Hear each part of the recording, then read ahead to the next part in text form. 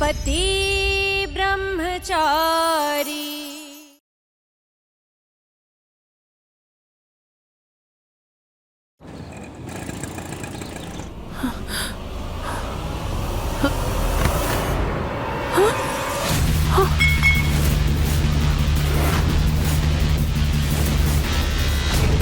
എന്താ ഇവിടെ? ഡോക്ടർ പറഞ്ഞത് കേട്ടില്ലേ? ഇവൾക്ക് വേറെ മരുന്നൊന്നും കൊടുക്കാൻ പാടില്ല. കൊടുക്കരുതെന്ന് പറഞ്ഞ എന്ത് ചെയ്യും? ഈ അവസ്ഥയിൽ ഇവിടെ കിടന്ന് മരിച്ചു പോട്ടെന്നോ? ഇവരാദ്യം കഴിച്ചിരുന്ന മരുന്ന് എന്താണെന്നോ അതിന്റെ പേരെന്താണെന്നോ അത് എവിടെ കിട്ടുന്നോ നമുക്ക് എങ്ങനെ അറിയാം? ഇതാണോ മരുന്ന്?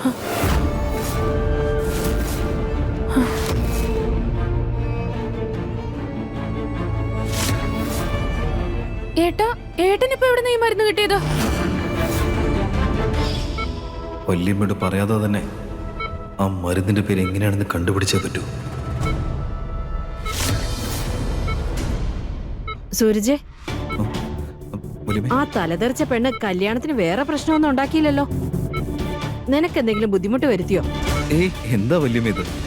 ആ പെൺകുട്ടി അങ്ങനെ വലിയൊരു പ്രശ്നക്കാരിയാണെന്നൊന്നും തോന്നുന്നില്ല. വല്യമ്മയ്ക്ക് തന്നെ അറിയില്ലേ, ഒരു ദിവസം അവള് തൈരോ എന്തോ കഴിച്ചിട്ട് അന്ന് പനിയോ ജലദോഷമൊക്കെ വന്നില്ലേ? എന്നിട്ട് അവിടെ മരുന്ന് കിട്ടാൻ വേണ്ടി നിങ്ങൾ പാതിരാത്രി ഈ ടൗണ് മൊത്തം കിടന്ന് കറങ്ങിയില്ലേ? പണം ഉള്ളവർക്കൊക്കെ ബാക്കിയുള്ളവർ അടിമകളല്ലേ? അവൾക്കാണെങ്കിൽ വേറൊരു മരുന്നും പറ്റില്ല. പിന്നെ എന്താ ചെയ്യേണ്ടത്? നീ പറ. സ്വയം മരുന്ന് അവിടെ മറന്നു വെച്ചിട്ട് അതിന്റെ കുറ്റം എന്റെ തലയിൽ വെച്ചു. ഈ പൈസക്കാരുടെ ഓരോ കാര്യമേ ചില നേരത്തെ കൈതരിച്ചു വരും. പറഞ്ഞതുപോലെ ആ മരുന്ന് ഏതായിരുന്നു? ശരിക്കും ഓർമ്മയില്ല. എന്തോ ഒരു വിചിത്രമായ പേരാ. ആ സേവാലാൽ ജംഗ്ഷൻ ഇല്ലേ, അവിടെ ആ മരുന്ന് കട ഉള്ളത്. ആ കടയിൽ നിന്ന് മാത്രമേ ആ മരുന്ന് കിട്ടൂ. ഇത് മതിയടാ എനിക്ക്. കൊള്ളാലോ വല്യമ്മേ. എന്നാലും അങ്ങനൊരു മരുന്ന് ഏതാ? അവിടെ മാത്രം കിട്ടുന്ന ഒരു മരുന്ന് എന്തായിരിക്കും അതിന്റെ പേര്?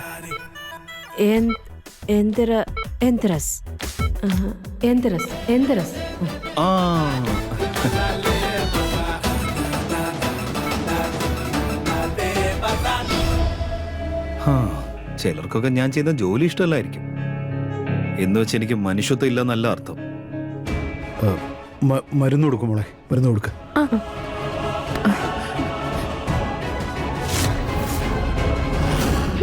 ഞാൻ അബദ്ധത്തിൽ അങ്ങനെ ഒരു ഗ്ലാസ് വെള്ളം വാങ്ങിച്ചു കുടിച്ചാ ഇവിടെ എല്ലാവർക്കും ലോകം അവസാനിച്ച പോലെയാ. പക്ഷേ ഈ മഹാരാജയ്ക്ക് വേണ്ടി ഇവിടെ എല്ലാരും ഒന്നിച്ച് നിൽക്കാം. എനിക്കിതൊന്നും അങ്ങോട്ട് പിടിക്കുന്നില്ല കേട്ടോ. അമ്മയോടെ ഇതൊക്കെ പറഞ്ഞാലേ ശരിയാവൂ. പക്ഷേ എങ്ങനെ? എങ്ങനെയെന്ന് ചോദിച്ചാ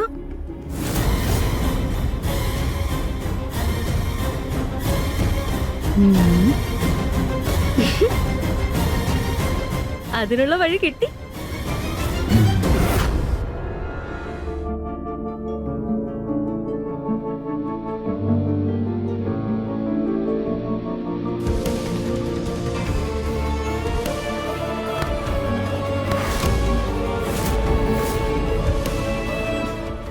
എന്തായി ചെയ്യുന്ന? തലമുട്ടില്ലേ? അങ്ങോട്ട് വെക്ക്. എന്റെ കയ്യിലെ മുട്ടുന്നേ.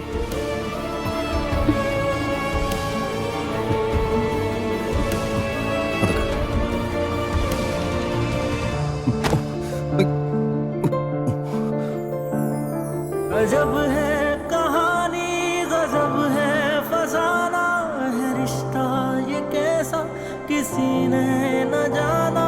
अलग है मिजाज एक दूजे से बिल्कुल पर चल रहा कारवां. ആഹാ, എന്താ ഏട്ടാ ഇത്? കൺട്രോൾ ഇന്നല്ലാതെ അടി വെച്ചോ. അതെടുക്ക്.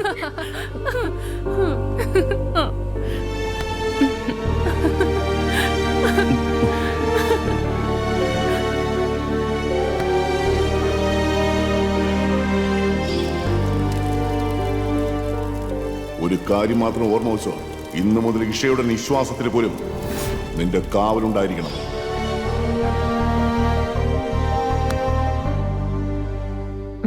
ചേട്ടാ, ഏട്ടത്തി ഇന്നലെ മുതൽ കല്യാണ വേഷത്തിൽ തന്നെയാ കിടക്കുന്നത്. നമ്മുടെ ഡ്രസ്സുകളൊന്നും അവർക്ക് ഇഷ്ടപ്പെടില്ല. അത് പാകമാവത്തുമില്ല. ഏട്ടത്തിക്ക് കുറച്ച് പുതിയ ഡ്രസ്സുകൾ വേണ്ടി വരും.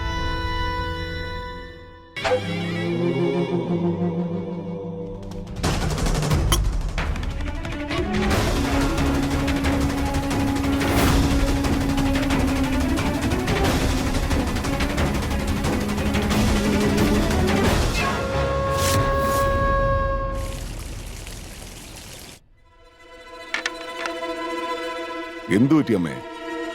എന്തിനാ ഇതൊക്കെ? ഇന്നെന്തെങ്കിലും പ്രത്യേക ദിവസമാണോ? മോനെ, ഇഷ ഈ വീട്ടിൽ നിന്ന് പോയത് മുതൽ ഈ വീട്ടിൽ എന്തൊക്കെയോ പ്രശ്നങ്ങളുണ്ടെന്നാ തോന്നുന്നത്. അതിനൊക്കെ ഇല്ലാതാക്കാൻ എന്റെ കയ്യിലൊരു സന്തോഷ വാർത്തയുണ്ട്. എന്താ? ഇന്ന് ഏകാദശിയല്ലേ? ഏകാദശി ദിവസം ഇതുപോലൊരു വിരുന്ന് വരാനിരിക്കുന്ന ഭാവി സന്താനത്തിന്റെ പേരിലാ.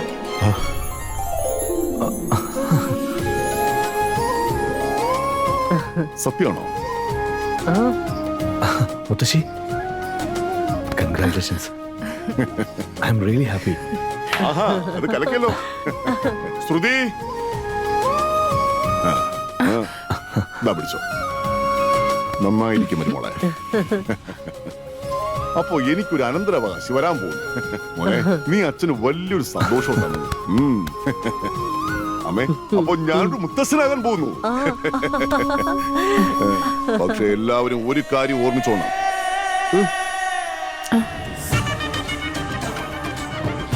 ഇനി മുതൽ ഈശയുടെ പേര് പോലും ഈ വീട്ടിൽ ആരും ഉച്ചരിച്ചു പോകരുത്. മറ്റുള്ളവർക്ക് വേണ്ട സേവനമൊക്കെ കഴിഞ്ഞെങ്കിലേ അവനവന്റെ ആൾക്കാരെ കൂടെ ഒന്ന് ഓർക്ക്. ആശുപത്രിയിൽ അമ്മ വിശപ്പും ദാഹമായിട്ട് ഇരിക്കുകയായിരിക്കും. എനിക്കിവിടെ വീട്ടിൽ പണിയില്ലായിരുന്നെങ്കിൽ ഞാൻ തന്നെ ഇത് ഹോസ്പിറ്റലിൽ കൊണ്ടുപോയി കൊടുത്തേനെ, ദേ ഈ പാത്രത്തോടെ. ശരി ഏട്ടത്തി, ഞങ്ങൾ എന്നെ കൊണ്ടുപോയി കൊടുക്കാം. ഇഷേട്ടത്തി എന്തായാലും മരുന്ന് കഴിച്ചിട്ട് ഉറങ്ങുന്നുണ്ടല്ലോ. മരുന്ന് കഴിച്ചുകൊണ്ട് അവർക്ക് പെട്ടെന്ന് സുഖാവൂന്ന് തോന്നുന്നേ. ആ ശരി, പോയിട്ട് വരാം. വാ. ഇന്ന് ഈ വീട്ടിലെ മഹാരാജ്ഞിയുടെ അവസാന ദിവസമായിരിക്കും. അടിപൊളിയായിരിക്കും. ഇന്ന് അമ്മയ്ക്ക് നല്ല ആശ്വാസം തോന്നുന്നുണ്ടല്ലോ. അമ്മ ഇവിടെ അഡ്മിറ്റ് ആയ ദിവസം മുതൽ എനിക്ക് ഉറക്കമില്ലായിരുന്നു. ചേട്ടാ, ഇതെന്താ വീട്ടിൽ നിന്ന് ആരും ഭക്ഷണമൊന്നും കൊണ്ടുവരാത്തത്? ഫോണൊന്നും എടുത്ത് ഞാൻ വിളിക്കാം. ഞങ്ങൾ ഇതേ ഭക്ഷണം കൊണ്ട് എത്തിക്കഴിഞ്ഞു. വന്നോ ആരതി വിളിച്ച് സ്വീകരിക്കാൻ. ആ, സുഖമില്ലാത്തോണ്ട് എങ്ങനെയും ചത്തോട്ടെ. എന്നാലും ഇവരുടെ മേക്കപ്പ് ഇല്ലാതെ പുറത്തിറങ്ങാൻ പറ്റില്ലല്ലോ. മേക്കപ്പ് ഇല്ലാതെ എങ്ങനെ പുറത്തിറങ്ങാനാ, അല്ലേ? ഹലോ മൈ ഡിയർ വല്യമ്മ, ഞങ്ങള് വീട്ടിൽ നിന്ന് നേരത്തെ ഇറങ്ങിയതാ. ഭയങ്കര ട്രാഫിക് ആയിരുന്നു. വല്യമ്മക്ക് ഇപ്പൊ തന്നെ ഫുഡ് എടുത്തില്ല.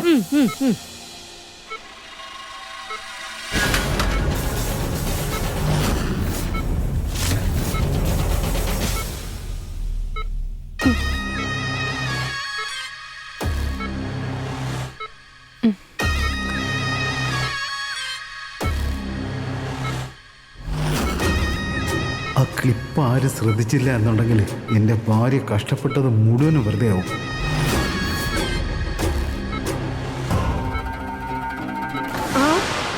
ഇതെന്താ? എന്റെ ഭഗവാനെ, ഞാൻ തോറ്റു. ഇതാണോ ഭക്ഷണം? ഞാനെന്താ വല്ലയിടത്തും പട്ടിണി കിടക്കുവാണോ? എന്തിനാ മോണിക്കെ മരുമകളായിട്ട് വച്ചത്? മഹാ മടിച്ചേ അവള്. അവിടെ ഉള്ളത് എന്തെങ്കിലും പുഴുങ്ങി ഇങ്ങോട്ട് തന്നു വിട്ടാ മതിയല്ലോ. ഇനി അവളെ എന്റെ മുന്നിൽ കണ്ടാലുണ്ടല്ലോ, അവളുടെ ചെവിക്ക് പിടിച്ച് രണ്ട് കൊടുത്തേ മതിയാവും. എന്നാലേ ഉരുളക്കിഴങ്ങ് വേവിച്ച് കൊടുക്കാതിരിക്കുള്ളൂ. പോട്ടെ ചേട്ടത്തി, അതൊക്കെ നമുക്ക് എന്താ നീ ശരിയാക്കാം. എന്തൊക്കെയാ പറയുന്നേ? കാവ്യ, ഇനി ഫുഡ് കൊണ്ടുവരുമ്പോ വല്യമ്മയ്ക്ക് ഇഷ്ടപ്പെട്ടത് മാത്രമേ കൊണ്ടുവരാവൂ. പറഞ്ഞ കേട്ടല്ലോ. ശരി, കഴിക്കും. ഇന്നത്തേക്ക് കഴിക്കും. അതെ, കുറച്ചല്ലേ. അതങ്ങ് കഴിക്കേ. Please please.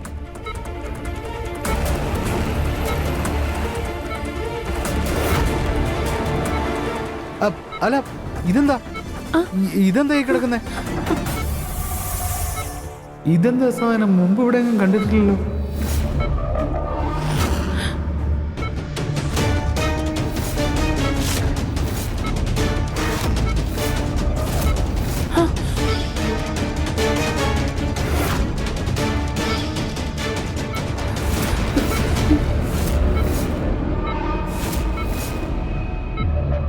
നോക്കട്ടെ. ഇത് നല്ല വിലയുള്ളതാണല്ലോ. ഇവരുടേതാവാൻ വഴിയില്ല. ഇത് ആരുടെയാ? ഇത് എവിടുന്നാ കിട്ടിയത്? എന്റെ മോണിക്ക മടിച്ചാണെന്ന് ആരാ പറഞ്ഞത്? ഇപ്പൊ കണ്ടില്ലേ എന്ത് ബുദ്ധിപരമായിട്ടാ അവള് നീങ്ങിയിരിക്കുന്നേ. ഇനിയിപ്പോ ഈ പെമ്പിളർക്ക് സത്യം പറഞ്ഞേ പറ്റും. ഇത് ആരുടെ ആയിരിക്കും?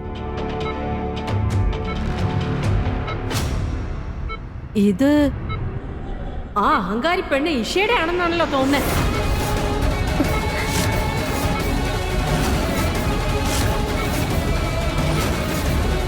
ഇതെങ്ങനെയാ നമ്മുടെ വീട്ടിൽ വന്നത്?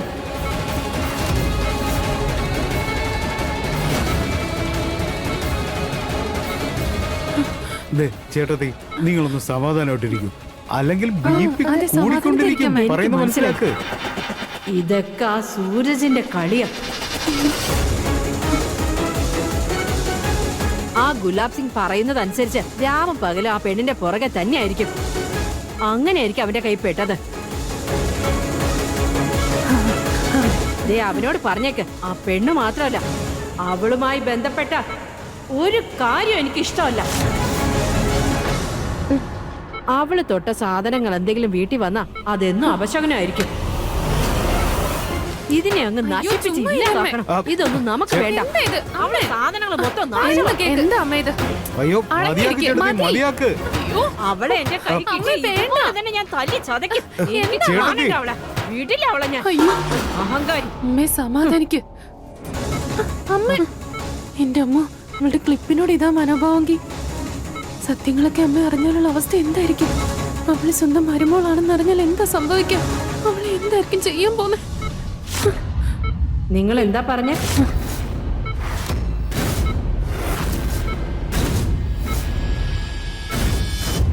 ആരാ വീട്ടിൽ വന്നിരിക്കുന്നേ? ആരുമില്ല, ആരുമില്ല. എടി ഇങ്ങോട്ട് വന്നേ. എന്റെ മുഖത്തേക്ക് നോക്കിയേ. എന്താ നീ ഒളിച്ചു വെക്കുന്നേ? അമ്മ അത് അവളൊന്നും ഒളിപ്പിക്കുന്നില്ല. അല്ല, റിയ പറയായിരുന്നു ഈ ഇഷയുടെ ക്ലിപ്പിനോട് തന്നെ വല്യമ്മയ്ക്ക് ഇത്രയും വെറുപ്പാണെങ്കിലേ അവൾ എപ്പോഴെങ്കിലും നിങ്ങളുടെ മുന്നിൽ വന്ന എത്ര ദേഷ്യമായിരിക്കും. ആ ദേഷ്യം വരില്ലേ? ഇവരുടെയൊക്കെ മുഖത്ത് എന്തൊക്കെയോ രഹസ്യങ്ങൾ ഒളിച്ചിരിപ്പുണ്ട്. എന്തോ സംഭവിച്ചിട്ടുണ്ട്. അവരത് എന്നിൽ നിന്ന് ഒളിച്ചു വെക്കുക. അത് മനസ്സിലാക്കിയേ പറ്റൂ. വീട്ടിൽ എന്താ സംഭവിക്കുന്നത്?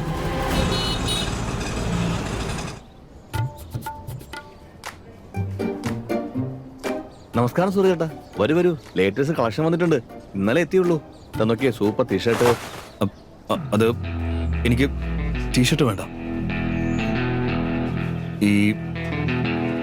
ഈ സാരിയോ ടോപ്പോ പെൺകുട്ടികളുടെ ഡ്രസ്സാ വേണ്ട. ആ അല്ലേലും കല്യാണം കഴിഞ്ഞു കഴിഞ്ഞാൽ എത്ര വലിയ സന്യാസിയായാലും ഗൃഹസ്ഥനായേ പറ്റൂ ചേട്ടാ. എന്നാൽ ഇതൊന്ന് നോക്കി, പ്യൂർ സിൽക്കാ. ദേ ഒന്ന് എടുത്തു നോക്കിയേ.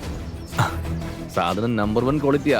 നോക്കിയേ. എന്താ ചെയ്ത മാറ്റി പിടിക്കാൻ അങ്ങോട്ട്. കഷ്ടം. എന്നാ സൈസ് ഒന്ന് പറഞ്ഞാൽ മതി. സ്മോളോ ലാർജോ മീഡിയോ ഏതെന്ന് പറഞ്ഞാൽ മതി. നമുക്ക് ആ സൈസ് എടുക്കാം. സൈസോ?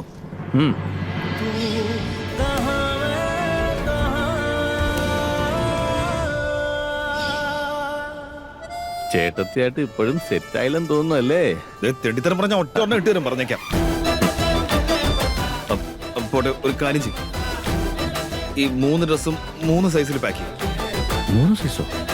ആ എന്താ ഇല്ലേ? ഉണ്ട് ചേട്ടാ. പിന്നെന്താ നോക്കി നിൽക്കുന്ന? പാക്ക് ചെയ്യേ. ദാ പാക്ക് ചെയ്തു. ദാ പിടിച്ചോളൂ.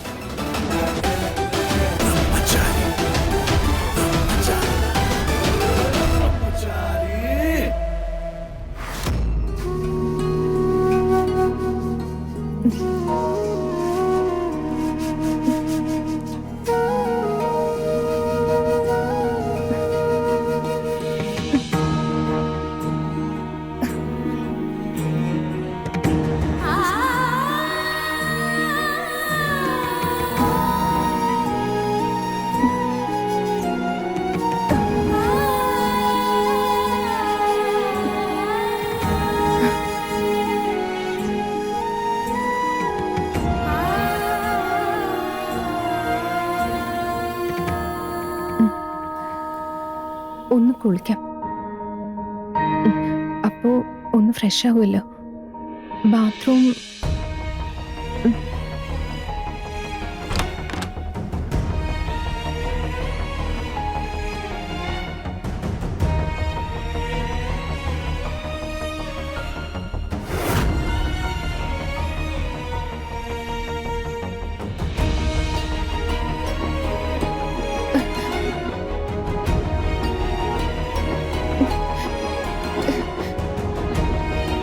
ഇവിടെ ഷവറും ഒന്നും കാണുന്നില്ലല്ലോ.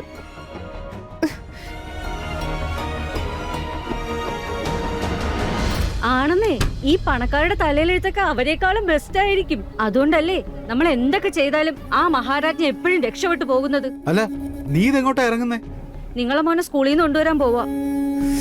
ആ പെണ്ണിനെ ഒറ്റയ്ക്ക് വീട്ടിലാക്കിയിട്ടല്ലേ? അതെ, നിങ്ങളുടെ അമ്മ അവരുടെ പണിക്കാരി ആയിരിക്കാം, എന്നെ അതിന് കിട്ടത്തില്ല, മനസ്സിലായോ? പിന്നെ ചെറിയ കുട്ടിയൊന്നും അല്ലല്ലോ അരമണിക്കൂർ ഒറ്റയ്ക്ക് ഇരുന്നെന്നും പറഞ്ഞ് വീട് തലകീഴായി മറിക്കാൻ.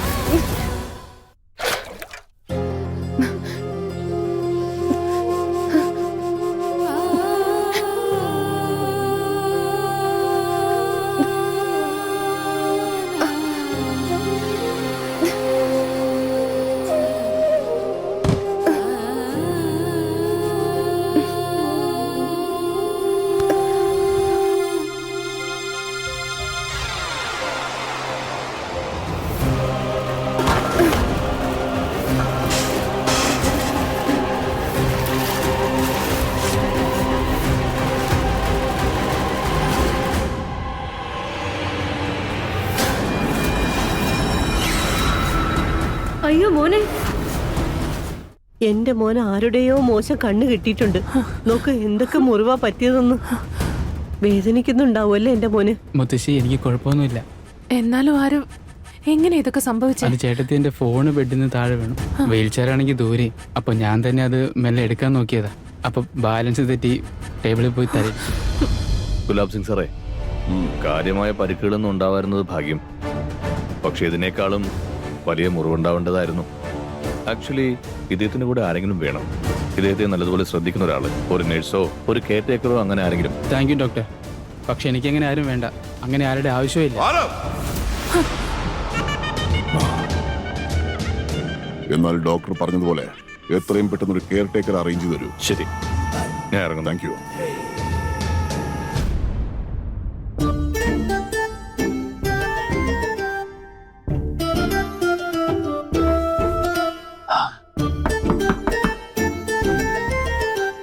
Isha madam,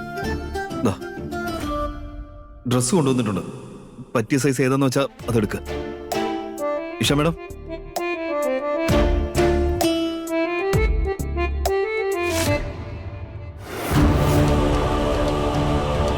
Isha madam, Isha madam.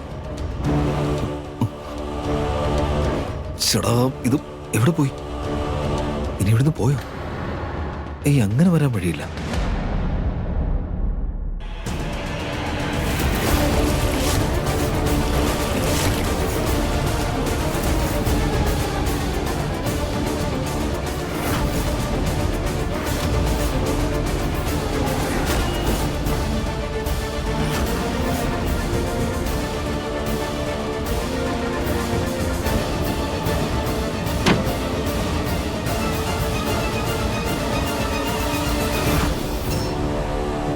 കാവ്യേ, പ്രിയേ, മോണിക്ക് ചേട്ടത്തി, ആരെങ്കിലും ഓടി വരുമോ? ആരെങ്കിലും ഉണ്ടോന്ന്?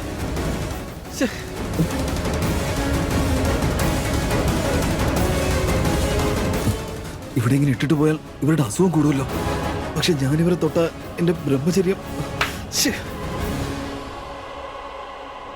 ഒരു കാര്യം കൂടി പറയാം, സൂരജ് വേണമെങ്കിൽ ജീവൻ കളയാൻ തയ്യാറാണ്. പക്ഷെ ബ്രഹ്മചര്യത്തിൽ നിന്ന് പുറകോട്ട് പോകുന്ന ആരും വിചാരിക്കണ്ട, മനസ്സിലായോ?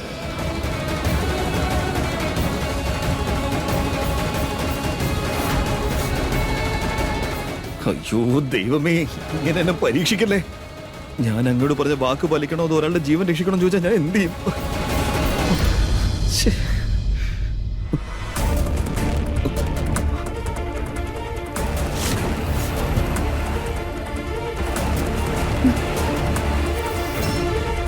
Isha madam, Isha madam എഴുന്നേൽക്ക്.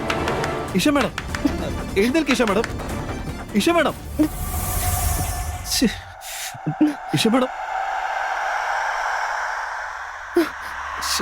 എന്റെ പ്രതിജ്ഞ ഒരാളുടെ ജീവനേക്കാളും വലുതാവില്ല. ദൈവമേ, എന്നോട് പൊറുക്കണേ, പ്ലീസ് പ്ലീസ് പ്ലീസ്.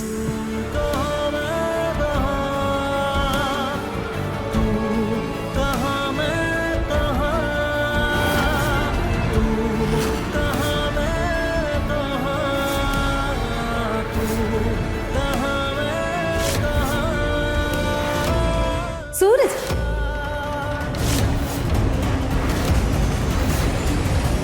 ഔ ഭാഗ്യം, നീങ്കിലും വന്നല്ലോ. വാ വാ, ഒന്ന് പിടിക്ക്. വെള്ളത്തിൽ വീണ് കിടക്കുക, പിടിക്ക് വാ. ഞാൻ അതിന് വന്നതല്ല. എന്തിനു വന്നാണെങ്കിൽ ഒന്ന് പിടിക്ക്, ഒന്ന് പിടിച്ച് കിടത്ത് പ്ലീസ്. വേഗം വന്ന് എഴുന്നേൽപ്പിക്ക് പ്ലീസ്. പിടിക്ക് പിടിക്ക് വാ. പിടിക്കുമല്ലേ?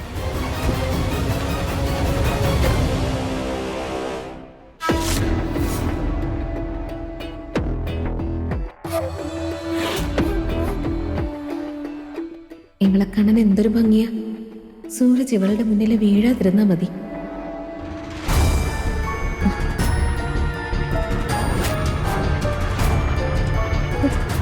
ഇവള് പെൺകുട്ടിയാണോ അതോ വല്ല വെൽവെറ്റ് ഡ്രസ്സും ആണോ? ഇത്ര സോഫ്റ്റ് ആയ കൈകളൊക്കെ വേറെ ആർക്കെങ്കിലും ഉണ്ടാവോ?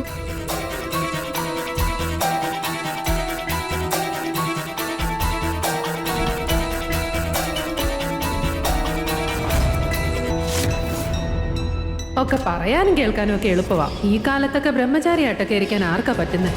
പെൺകുട്ടികളുടെ ഭാഗത്തേക്ക് തിരിഞ്ഞു പോലും നോക്കാത്തവനാ സൂരജ്. പക്ഷെ വിവാഹം കഴിച്ചോണ്ട് വന്നതോ മാലാഖയെ പോലൊരു നല്ല കുട്ടിയെ. നീ ഒരു മാലാഖയോ അല്ല, വലിയ മന്ത്രവാദിയോ അല്ല. നീ ആരായാലും എന്റെ സൂരജിന്റെ ബ്രഹ്മചര്യം നശിപ്പിക്കാൻ വേണ്ടി വന്നവളാ. സൂരജ് വേണമെങ്കിൽ ജീവൻ കളയാൻ തയ്യാറാ, പക്ഷെ ബ്രഹ്മചര്യത്തിൽ നിന്ന് പുറകോട്ട് പോകുന്ന ആരും വിചാരിക്കണ്ട, മനസ്സിലായോ?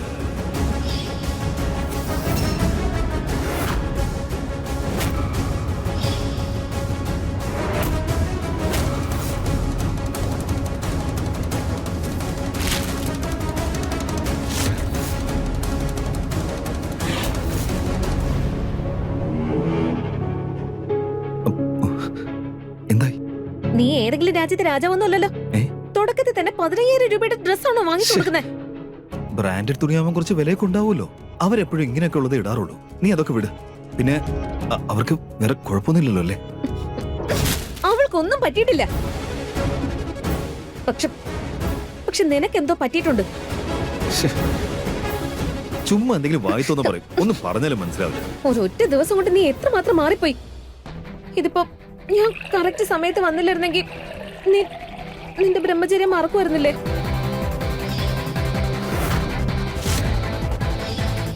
അതെ, ഓർക്കില്ലായിരുന്നു. ഞാൻ എന്റെ പ്രതിജ്ഞ തെറ്റിക്കാൻ തയ്യാറായിരുന്നില്ലെങ്കിലേ ആ കുട്ടിയുടെ ജീവൻ പോയ. അവളുടെ അവസ്ഥ എന്താണെന്ന് നീ കണ്ടതല്ലേ?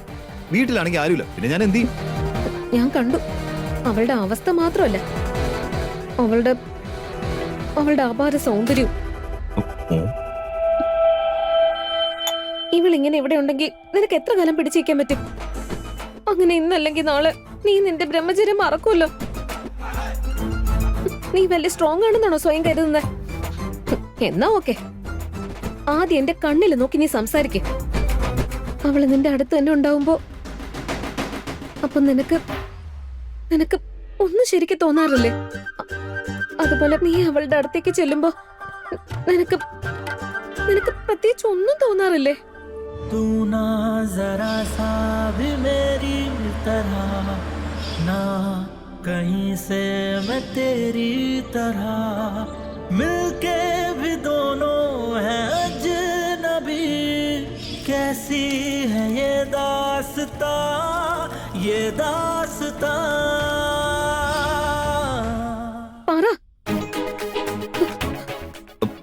എനിക്ക് നിന്റെ മണ്ടത്തരം കേട്ട് നിൽക്കാൻ സമയമില്ല, വേറെ പണിയുണ്ട്, ഒന്ന് പോയേ. പറ.